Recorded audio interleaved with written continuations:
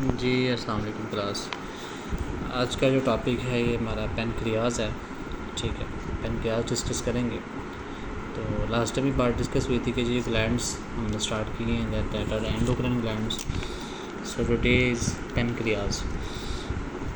अब पेनक्रियाज जो है इसके दो मेजर इसके फंक्शंस हैं इस ऑर्गन के। एक जो इसका हिस्सा है ये है डक्टेड। ठीक है, इसको एक्सोक्राइन में भी हम ऐड करते हैं, और एक जो है इसका डक्टलेस है जिसको हम एंडोक्राइन में टर्म करते हैं इसको।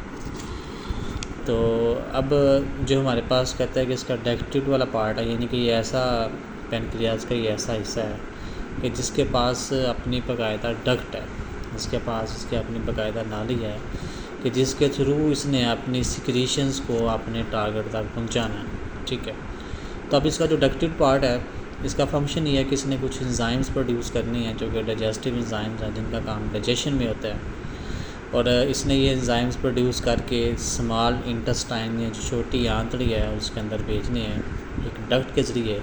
So that is why this part is called ducted. Second जो है इसका ये है डक्टलेस, इसको हम एंडोक्राइन भी जो है वो कहते हैं।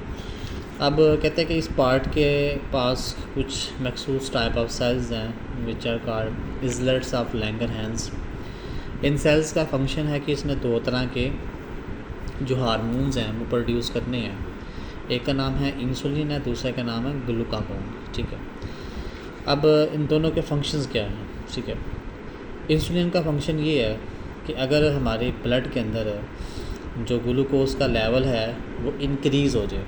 ठीक है, अगर हमारे ब्लड में ग्लूकोज का लेवल इंक्रीज़ हो, उसकी मकदार बढ़े, तो फिर इसने लीवर के थ्रू क्या करना है कि उस ब्लड के अंदर जो ग्लूकोज का लेवल इंक्रीज़ हुआ है उसको नॉर्मल पे लेके आना। ठीक है, तो वो करना कुछ यूँ है कि ब्लड के अंदर जो ग्लूकोज है तो उसको ग्लाइकोजन में कन्वर्ट करना है, और ग्लाइकोजन में कन्वर्ट करके लीवर के पास ही स्टोर करवा देना है। ठीक है, तो इस तरह से क्या होगा कि ब्लड के अंदर जो ग्लूकोज का लेवल इंक्रीज़ हुआ वो ऑटोमेटिकली नॉर्मल पे आ जाएगा। ठीक है, अगर सेकंड केस ये है कि अगर ब्लड के अंदर ग्लूकोज का जो लेवल है वो नॉर्मल वैल्यू से कम हो जाए, तो फिर जो हार्मोन है ग्लूकागोन है वो सिक्रीट होता है, वो खारिज होता है बाय पेनक्रियाज, और उसने लीवर के अंदर जो ग्लाइकोजन स्टोर पड़ी होती है उसको ब्रेक करना है और उसको ग्लूकोज के अंदर कन्वर्ट करना है। तो इस तरह से फिर ऑटोमेटिकली ब्लड के अंदर जो ग्लूकोज का लेवल है वो नॉर्मल पे आ जाएगा। ठीक है, यानी कि इंक्रीज़ होगा तो नॉर्मल पे आ जाएगा। तो इस तरह से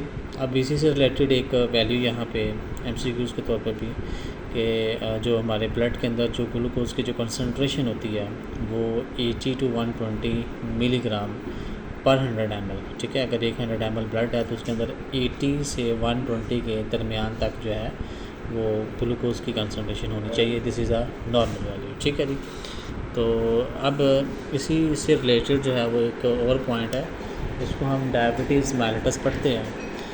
तो it is a type of disease, ये एक बीमारी है शुगर यूटेंसिट। ठीक है, यहाँ पे लिखा हुआ है कि भाई इंक्रीज़ लेवल ऑफ BGC, यानी कि अगर खून के अंदर ग्लूकोज की कंसनट्रेशन बढ़ती है तो इसको हम डायबिटीज़ मेलिटस कंसर्न करते हैं। अब ये मामला कब होते हैं कि जब ब्लड के अंदर या बॉडी के अंदर जो इंसुलिन नॉर्मल वे में प्रोड्यूस होती है, अगर वो नॉर्मल वे में प्रोड्यूस ना हो किसी वजह से।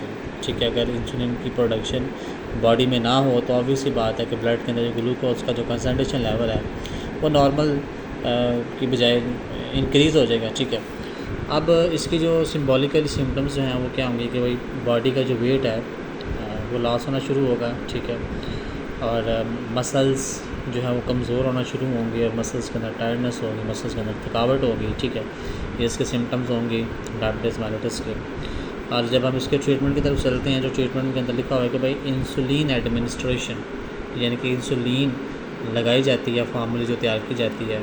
ठीक है, इस मर्ज़ के अंदर या शुगर के मामलों को रिमूव करने के लिए। ठीक है जी, तो स्टूडेंट ये था हमारा आज का टॉपिक पेनक्रियाज के बारे में। ओके जी।